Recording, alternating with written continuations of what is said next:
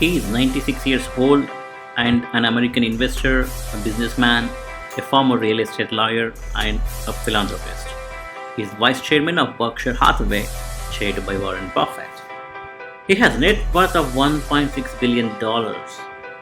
He is Charlie Munger, and here is his strategy that works best for investment. Please don't forget to comment your thoughts. If you invest the way people gamble in casinos, you're not going to do very well. So it's the long-term investment that works best. But if you like the action of investing, sometimes winning, sometimes losing, just like people like the action when they gamble in a casino, those people are not my people. I like the long-term investors who figure out something that's going to work over the long term and buy that. And the sooner the Chinese people gamble less and invest patiently for the long term more, the sooner they will do better. The world is full of foolish gamblers, and they will not do as well as the patient investors. Well, I think it can be learned to some extent, and to some extent you're born with it. There's a saying in America they call a long attention span. They can keep their mind on a game or an activity for a long time until they've solved it. And the Chinese do have a long attention span. And that is a hugely desirable quality because you're more likely to get the right answer if you think deeply and hard about a subject for a long time. And it's odd that a group of people who are so good at having a long attention span like to gamble so much, which is quite counterproductive. A lot of people think there is such a thing as truth in the markets, that the market is going to tell you something just by bouncing around. That is not the way Berkshire Hathaway or Charlie Munger invests money. We have a view as to what the intrinsic value is of what is being traded, and we only buy it when we think it's worth more than we're paying. So we're trying to make a long-term investment by waiting for something to be underpriced and then buying it. And we don't give a damn about all these gamblers in the market. To me, they're just so much froth. And it's a foolish way to spend your time if you want to get rich. Well, the Chinese market is going to create a lot of successful investors. If you look at Hong Kong, which has been full of Chinese people enmeshed in a capitalist order with a good securities market, that is going to spread all over China and increase in respectability and size for decades ahead. I anticipate that China's security markets and investing practices will get better and better for a long, long time. There'll be fluctuations, to be sure. But the long-term trend will be toward more achievement, more respectability, and higher prices. The Chinese who've gotten rich in Hong Kong over the last 50 years are not the short-term traders and the gamblers. It has been the long-term investors who sought out good long-term investments and stubbornly held them for long periods of time. And just as that worked for the Chinese in Hong Kong, it'll work for the Chinese on the mainland. It's not the short-term gambling that's good. It's the identifying the good long-term investment and sticking with it for a long time. My Berkshire Hathaway stock cost me $16 a share, and it's now selling for almost $300,000 a share. That's been a very good investment. It took a long time, and it was a long-term investment where I liked the people I was investing with, and I liked the companies I was investing in. And I just sat there for more than 50 years. And lo and behold, it's worked out very well. And there are lots of stories like that. Lilu and I have been investing together in China for, 13 years or so? Yeah, 15 years. 15 years. And we have bought a lot of securities and we sold very few. I have not made very many bad investments. They've been small and not very many. I don't have many bad investments. Neither does Lilu. Basically, the Mungers have three stocks, so to speak. We've got Berkshire, we've got Costco, and we have an investment in Lilu's partnership. Three things. I'm well along in my 95th year. Three things. You don't need to own a lot of different things to get rich. The New York Times just interviewed and they asked me, why are these people in China so interested in Berkshire Hathaway and Charlie Munger? I know, it's very peculiar. 25%. It's very peculiar. It is very peculiar. Partly the book did it, but why do the Chinese like that book? I think the answer is that it sounds Confucian. China has a deep Confucian ethos. They want people to act modestly even though they're rich and powerful. They want people to constantly keep learning and to behave with dignity and reason and improve as they get old and keep working. Well, those lessons are not confined to one country. But it just happens that Warren Buffett and I act like a bunch of people that take Confucianism very seriously. That's why they like us. Oh, people, they know I like books. So people give me so many books that I either skim or read through 20 books a week. No, I get lots of books. I read a lot of biography and some history. I read almost no fiction. You said, he asked me what other reason for the reason that we're suddenly popular in China? Yeah. And I said, there's one more reason, is that Warren and I really like the Chinese. And of course, everybody likes people who like them. Oh, yeah. Yeah. So that's what happens. Now you say, why have the Chinese gotten so popular with a couple of Omaha boys? That's something that a lot of Chinese don't understand. If you look at China with the viewpoint of a United States citizen, here is what you see. When the Chinese first came in here, we were trying to build the Transcontinental Railroad in the winter through horrible passes in the steep mountains. And nobody could do it. It was impossible. People were dying and it was just too hard. So they brought in like 50,000 Chinese coolies who were in those days practically slaves. And they took those coolies up into the mountains in the winter and they said, you build a railroad. And they did. And the Americans couldn't do it by themselves. Well, that of course made a very favorable impression. Well, fade in, fade out. And now we've had all this immigration of Asians, Chinese, Japanese, Korean, Vietnamese, so on. And what have those Asians done in America? Well, they've come in and rapidly become doctors, lawyers, professors, businessmen, and so forth, and succeeded mightily. And if we go to our symphony orchestra, which didn't used to have any Chinese in it, every instrument that's hard to play and takes unlimited practice, you look up from the instrument, there's a Chinese face. Well, of course, we find people popular who are succeeding so much in our country, and they're not causing a lot of trouble. They're just succeeding. And so naturally we like the Chinese. And I don't think the ordinary person on mainland China understands what an image of success China has in the United States because the Chinese Americans have done so well here.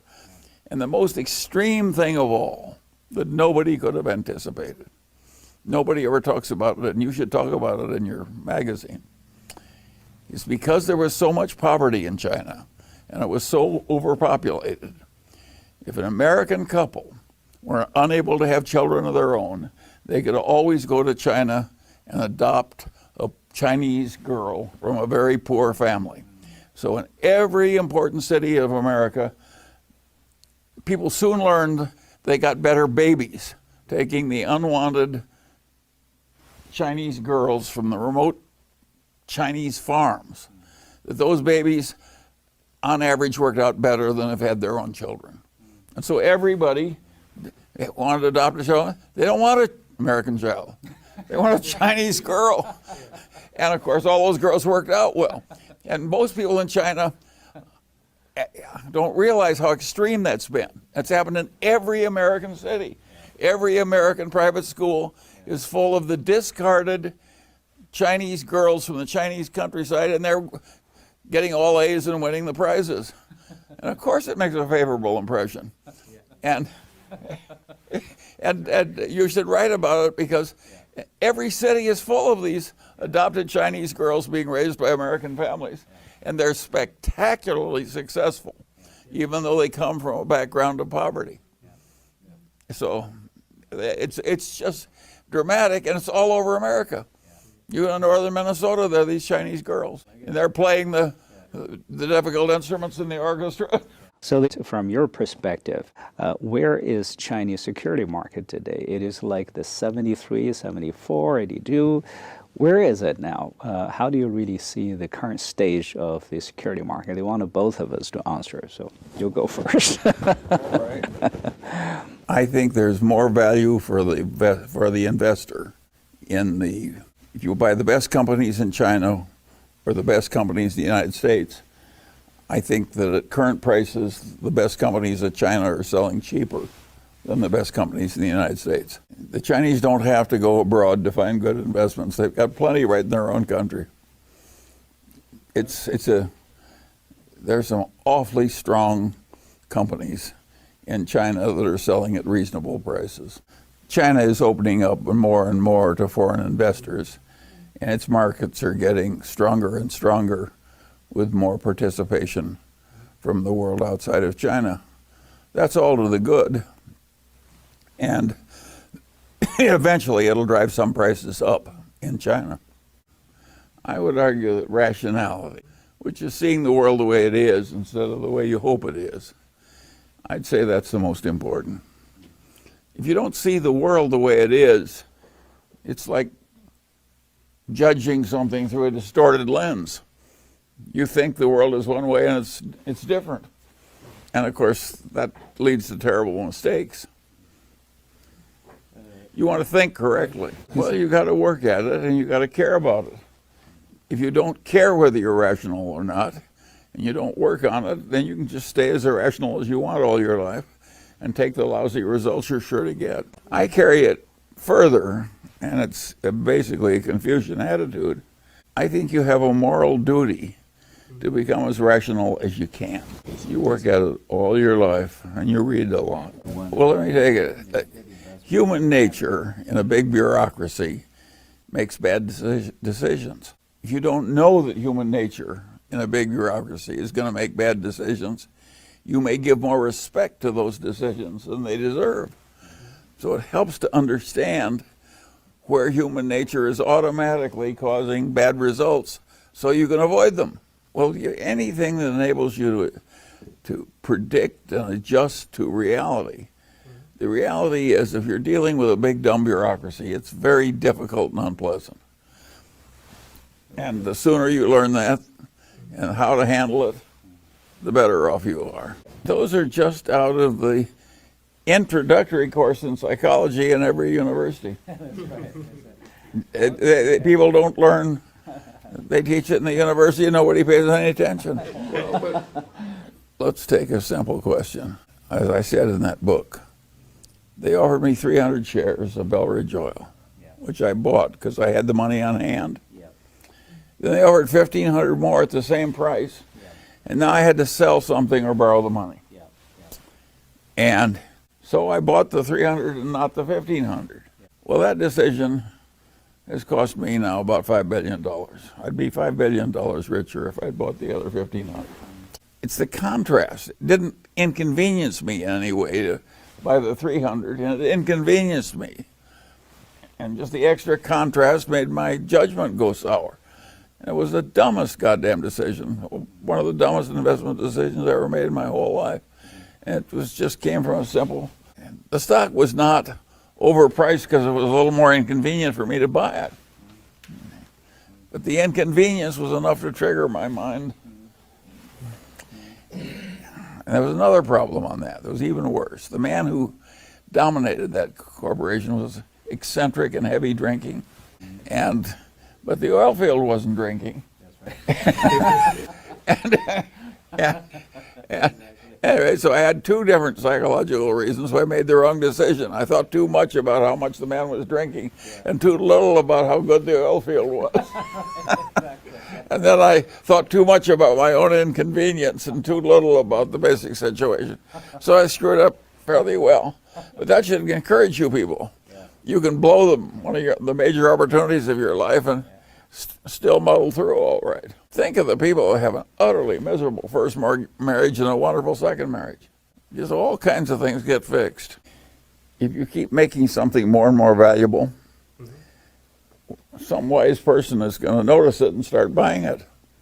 And so it's quite natural for things to be regarded as more valuable when they become more valuable.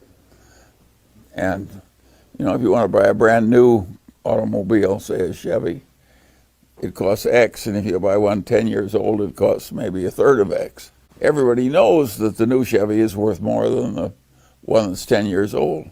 So people will recognize value in time. Crazy stock traders may do crazy things on the short-term basis, but over time, value will tend to win. Suppose we'd done nothing at Berkshire but pile up money from investing in stocks. And pretty soon, let's assume we started with 100,000, and pretty soon we had 10 million. People would notice that we had 10 million and the stock was worth more. It's natural for stocks to eventually go to value. But Ben Graham says in the short term, it's a gambling machine, the stock market. But in the long term, it's a weighing machine. In the long term, the market will figure out what's really worth it. Well, the beauty of it is that it keeps working when you're not. A great company will eventually earn more and more and more while you're just sitting doing nothing. And a mediocre company won't do that. So you're harnessing a long-range force that will help you. It's just very important. These mediocre companies they by and large are going to cause a lot of agony and very modest profits. If you do find it goes up a little, you have to sell it, you have to find another. It's a lot of work. Whereas you just buy one great company, if you get it the right thing at the right price, you just sit there. Well, when you say leverage, we use a little leverage because we got the insurance float and so on. So we have worked a little bit of leverage into our, but it's safe leverage. Nobody can call those loans or get nervous and sell our securities or something. But we use a little bit of leverage, but not much. And we don't ever borrow against our securities. We have 100%. Of course I would. If you give me 100%, you'd be out of your mind not to. You can't lose. By definition, of course, you'd use all the leverage over the cinch. Nothing is 100%. Yeah, nothing is. But suppose I use this example. Suppose you have a childless rich uncle, and he has a huge enterprise, enormously valuable, growing, getting more valuable. And he says, "Come into my business, I'll make you my heir, and you will inherit this wonderful big business." You've just been offered a sure thing. Why would you do anything else? You'd double down on the sure thing. Of course you would. That Fortune's formula that came out of those people that beat the Hong Kong racetrack out of $100,000 a week for many years. But that was their formula. You can't bet too much in the Hong Kong, or you'll change the odds. That's the way a racetrack works. But they bet more when they were sure, and less when they were less sure. Berkshire has had great difficulty finding investments in the American markets that were low priced enough so we thought that they were very good investments. And finally, we found a few, and so they're a little different. After all, you can argue that Apple is a consumer electronics company, and Warren said he could understand consumer electronics better than he can understand computer science. And so that explains the Apple performance. So, and besides, there's another reason why we're doing it. You have to keep learning if you want to be a good investor. And so, as we've kept learning and as conditions have changed, our investments have changed. Well, the only thing we've announced we've invested in is Apple. I think that what Warren said was he understands Apple better than those other companies. We don't know everything. And so we invest in whatever we can find with our abilities that seems to us to offer good value. And of course, that sometimes causes an odd mix. Look at the airline investment. We have joked for decades about airline investment as being terrible for the shareholders who make airline investments. And all of a sudden, we buy stock in practically every airline. The stock got just pounded down. They were so cheap and so powerful. And the conditions had changed a little, and we were willing to own some airline stocks. We changed. We changed because the world changed. Warren and I hated railroad stocks for decades. But the world changed, and pretty soon we got down to only 4 big railroads, and technology changed. The shipping to the Orient got important. The whole world changed. And then we bought railroad stock, and then we bought a whole railroad. We changed our mind because the facts changed. Don't you change your minds when the facts change? If you're a better person, you're likely to be a better investor. And if you're a wiser person, you're likely to be a better investor. What's not to like in Confucianism? Now, he was speaking a long time ago, 2,500 years, a long time ago. The world has found out a lot of things Confucius didn't know. But his basic attitude is pretty damn civilized. If you analyze who lives a long life, professors, judges, value investors, who lives a short life, journalists, hard drinkers, hard smokers. It's not very hard to know what to avoid.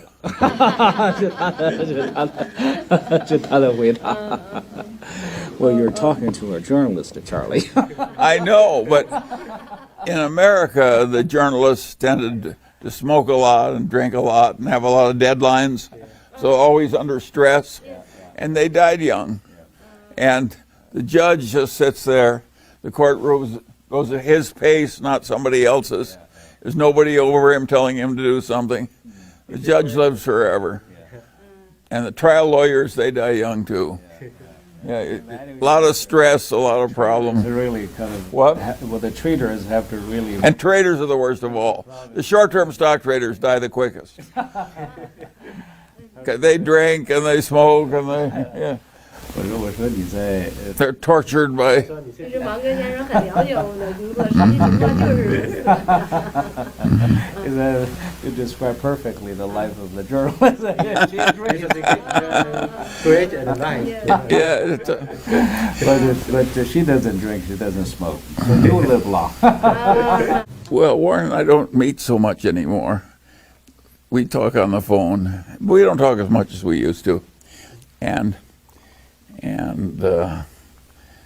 But the one thing's the same. 30 people in Berkshire headquarters. Berkshire added $65 billion to its net worth last year. Guess how many people it added to headquarters? 0. If you get some knowledge or if you get some inspiration, do not forget to comment your thoughts so that others can learn from you. Please like the video and subscribe to my channel for more.